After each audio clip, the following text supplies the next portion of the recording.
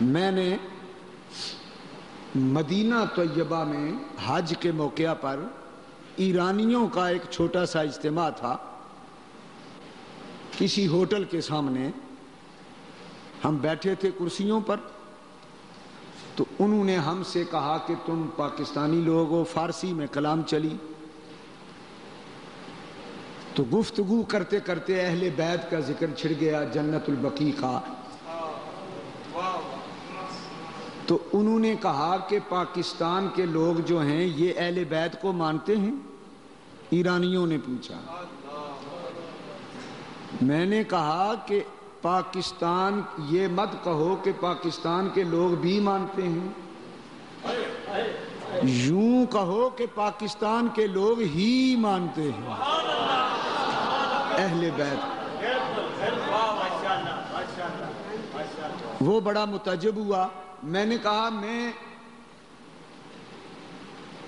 قائد پاکستان، ترجمان پاکستان کی کلام نہ تمہیں سناؤں؟ کہنے لگے وہ کون ہے؟ میں نے کہا علامہ اقبال جو ترجمان پاکستان ہے. لگا سناؤ. میں نے علامہ اقبال کا یہ فارسی قصیدہ پڑھنا شروع کر دیا. ایرانی چیخیں مار مار کے روتے رہے.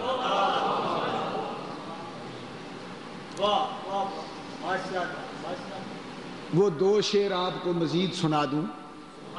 علامہ اقبال نے اہل بیت کی شان میں قصیدہ لکھا اور اس انداز میں لکھا کہ امام حسین کی ماں کون ہے، باپ کون ہے اور نانا کون ہے.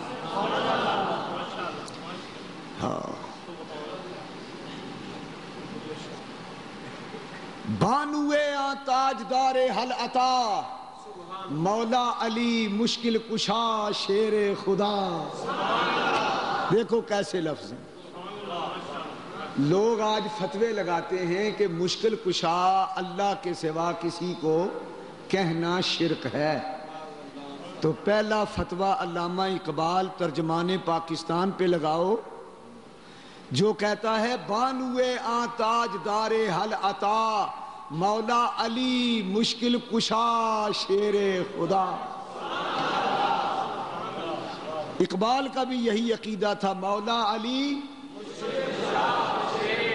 آپ میں بھی سارے نہ بولیں، جو مشکل کشا مانتے ہیں علی کو وہ بولیں مولا علی.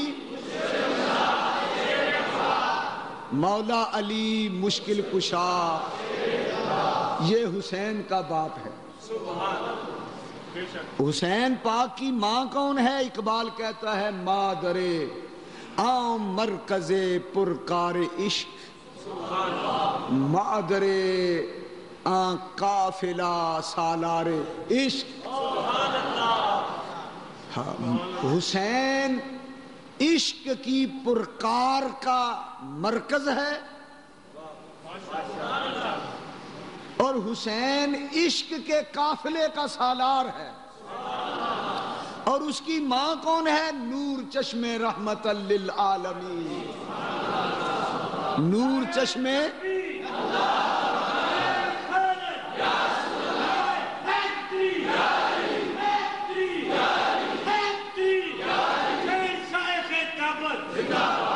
حسین پاک کی ماں کون ہے؟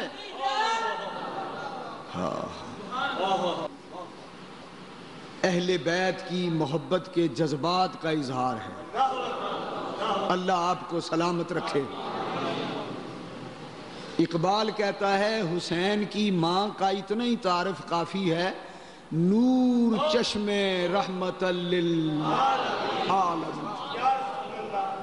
رحمت للعالمین کی آنکھوں کا نور ہے فاطمہ. اور حسین کا نانا کون ہے؟ اقبال کہتا ہے امام اولین و آخرین. وہ پہلوں کا بھی امام ہے، پچھلوں کا بھی امام ہے. ساری کائنات اس کے در کی غلام.